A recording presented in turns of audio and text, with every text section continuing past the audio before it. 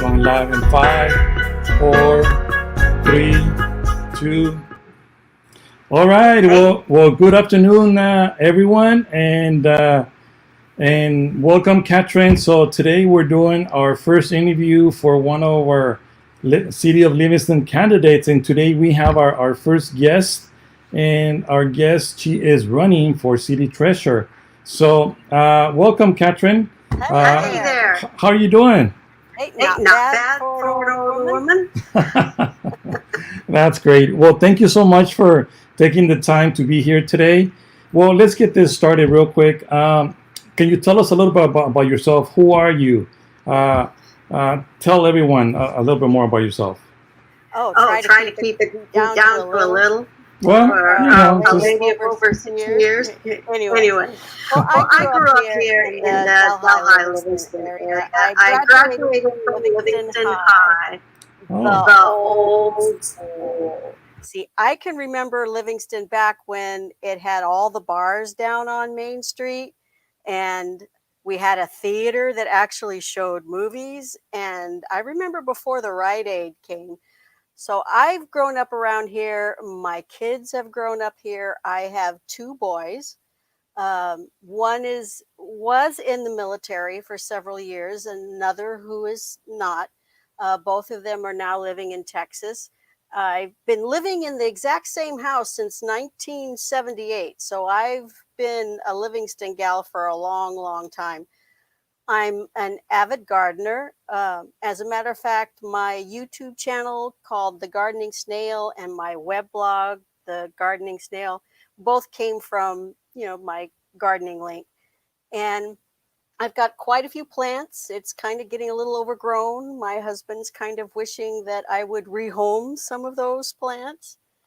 And I've been City of Livingston watching since at least 2007. So I've been busy. Yeah. Okay. So you did mention something very important. You've been City of Livingston watching since 2007. So that's probably about 13, 14 years. What does that mean?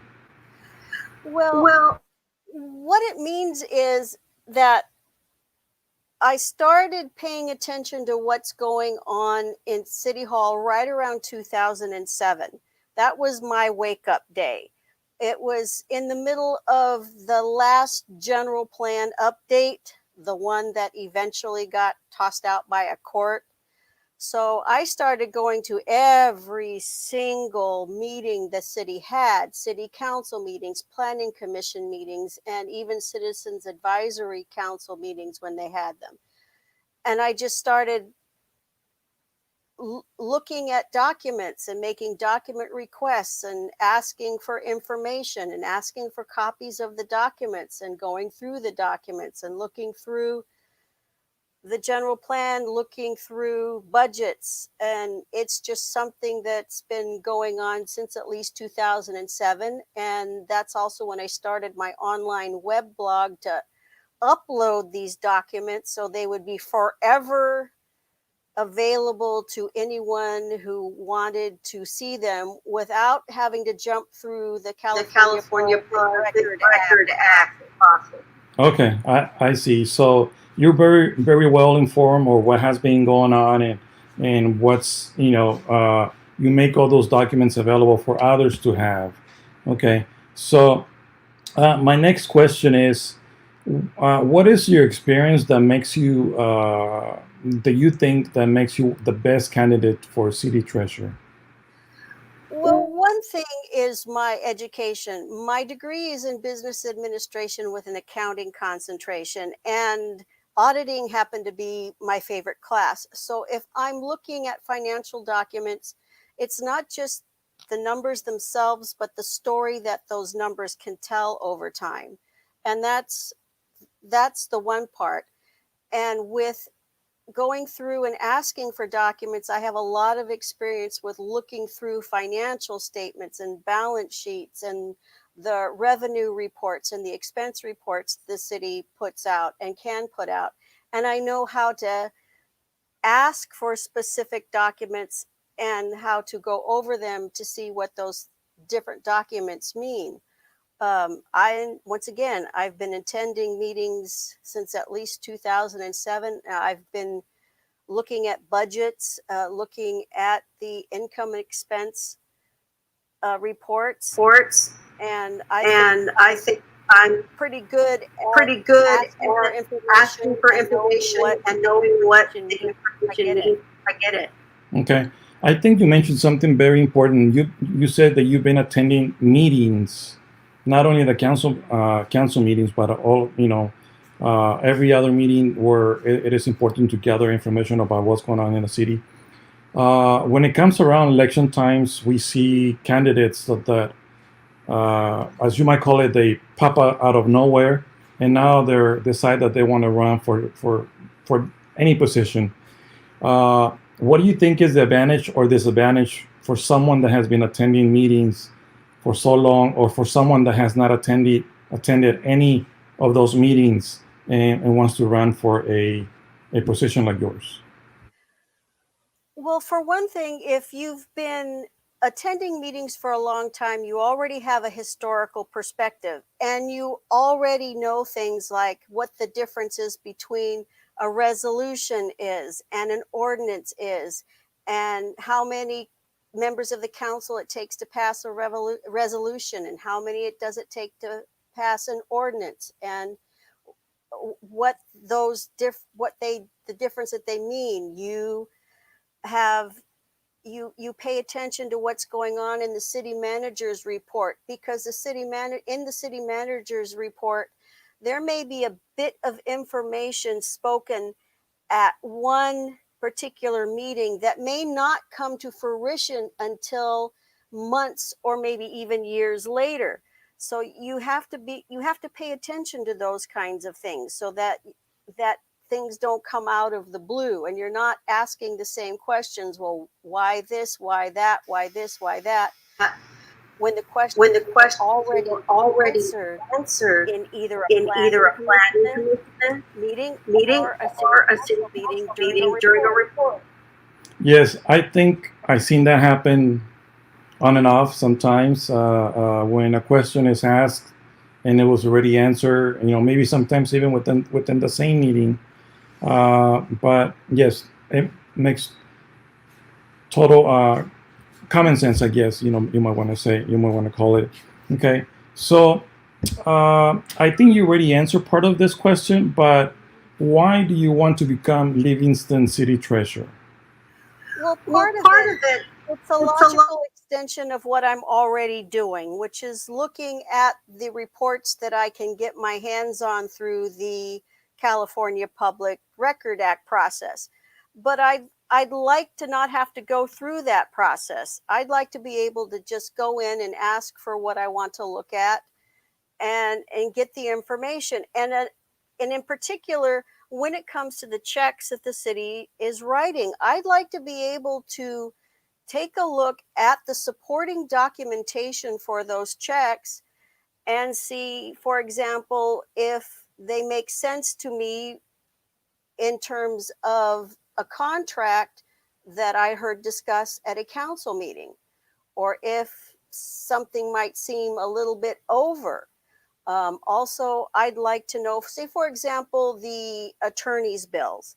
I'd like to be able to see how much is being charged because of questions that are being asked by city council members. I don't need to know their names, but I'd like to have a better handle on what the attorney's fees are being paid for. I want better access to the financial information so that I can answer questions that either I might have or that residents might have about what the city is paying and why. I think you bring up a very important point. So you're not only, and then like I seen you use before, it's not just about writing checks. It's about actually knowing why you're writing that check and why you're adding your signature to that check. And because because you're basically writing a check on behalf of the citizens of Livingston.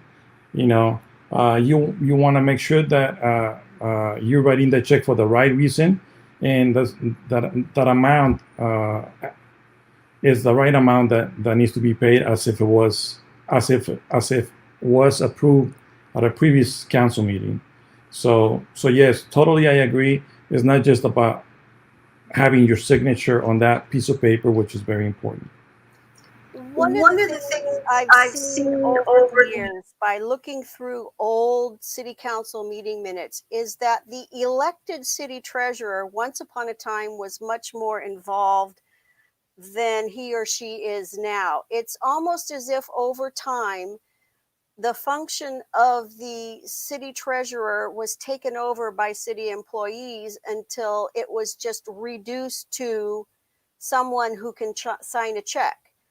And there's even been talk about doing away with the elected city treasurer's position.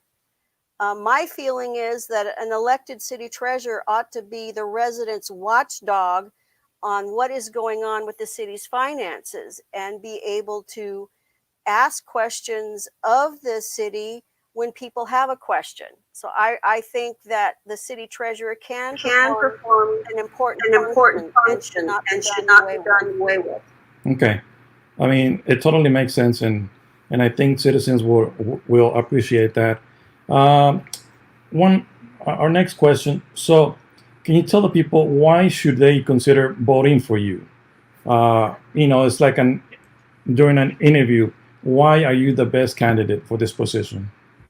Well, I think I'm the candidate that has the longest history of being involved in analyzing the city's financial statements or asking questions of the financial statements or other things that are going on with the city that residents might be interested in.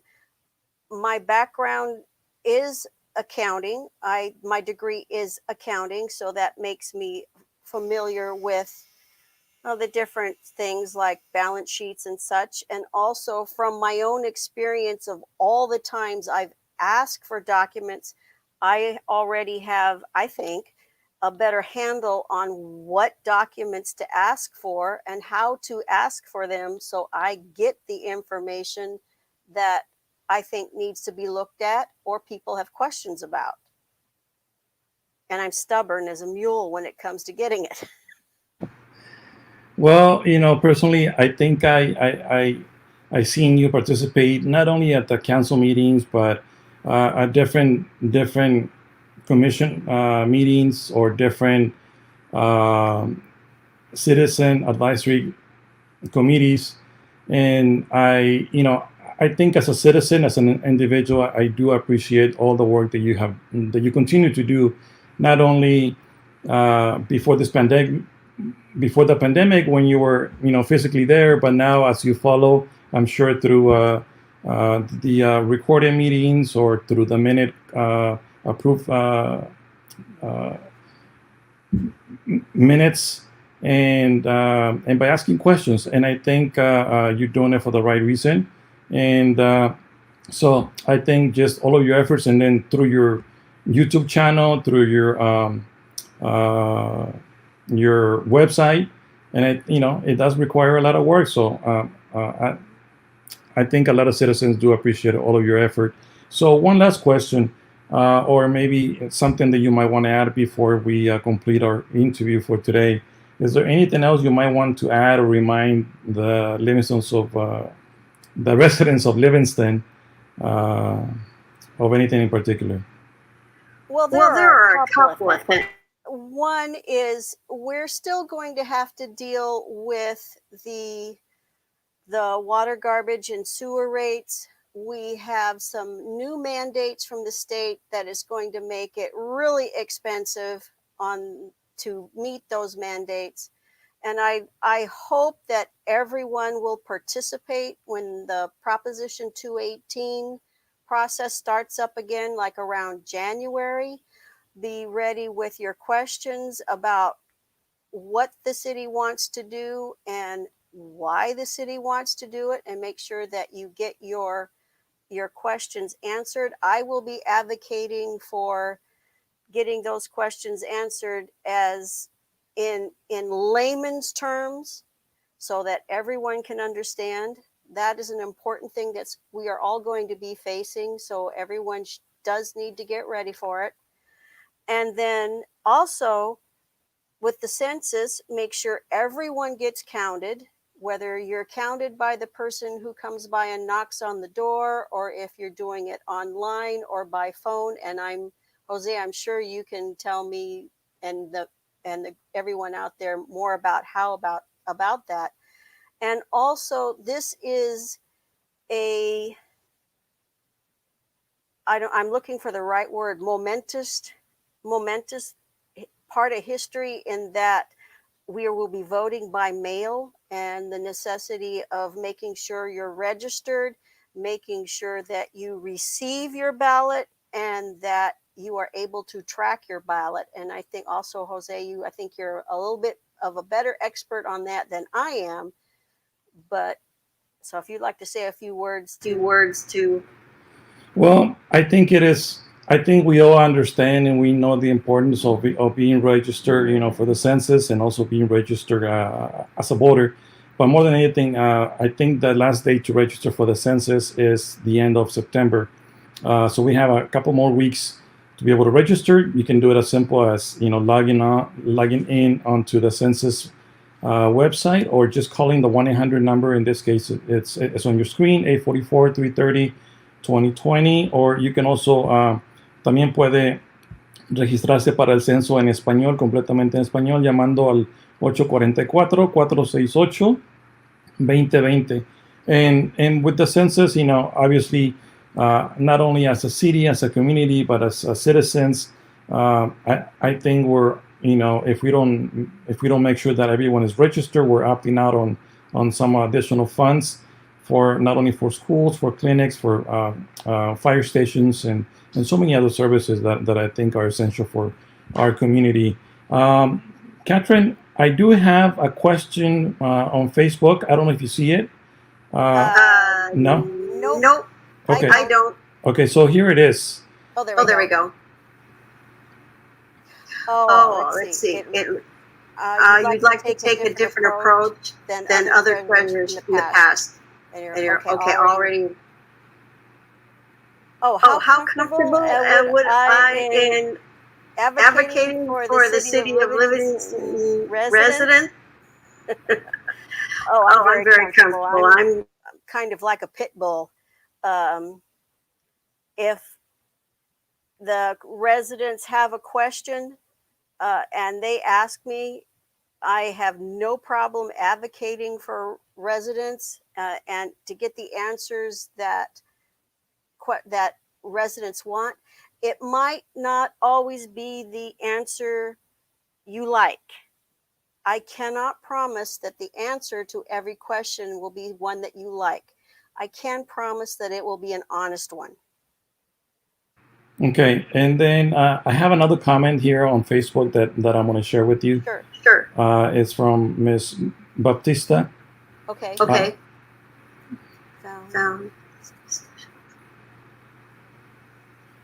Yeah. Sound is done before contract is signed, because after that we have no choice to pay for the service. Yes. Yeah. This is true. You need to do all of your arguing over who's going to get the contract first, because once that contract is signed and the service is performed, the city is obligated to pay. Yes, and we have another question which is asking, Katherine, when should people receive their ballots? Do you know that? That I don't know, although it is something that I could probably Google.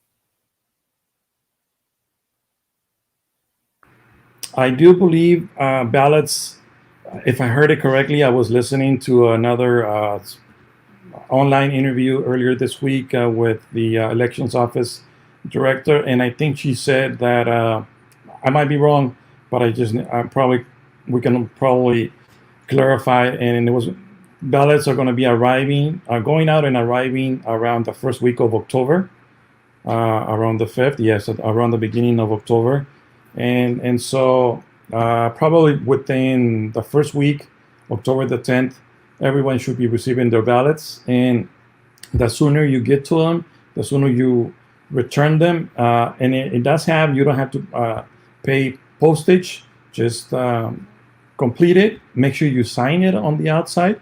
And if I can just mention, make sure that you signed it as close as possible to the recorded signature that they have on record at the elections office, and more than likely is your signature that you have on your driver's license.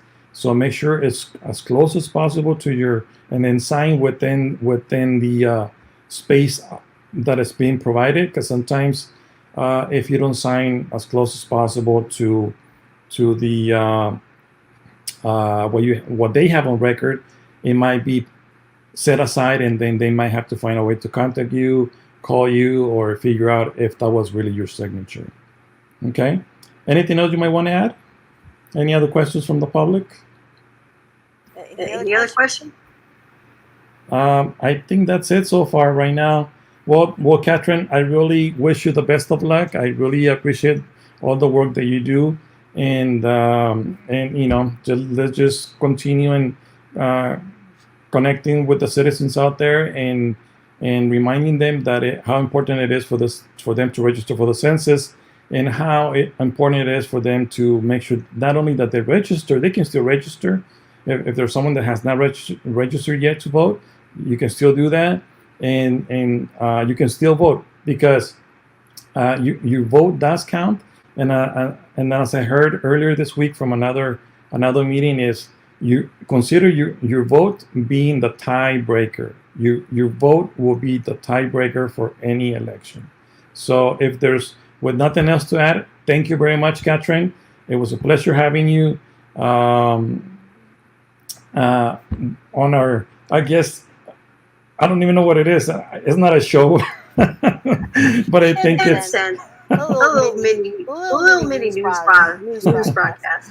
Okay. Adventures in technology. Yes. Well, you know, I think more than anything, it's a conversation. It's not a show, because, but more than anything, it's a conversation and a great opportunity for those candidates to be able to reach and communicate with the citizens of Livingston, or in any other case, any other city that you know that is related to their, if they're running for candidate in any other city. Well, thank you so much, and with that, we're going to say goodbye until next time. Thank you everyone for watching. Follow me on Facebook. All right, thank you. Bye bye, everyone. Thank you for inviting me.